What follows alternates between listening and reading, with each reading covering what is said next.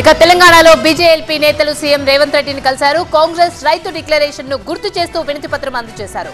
9 అంశాలను ప్రస్తావించారు బీజేఎల్పీ నేతలు.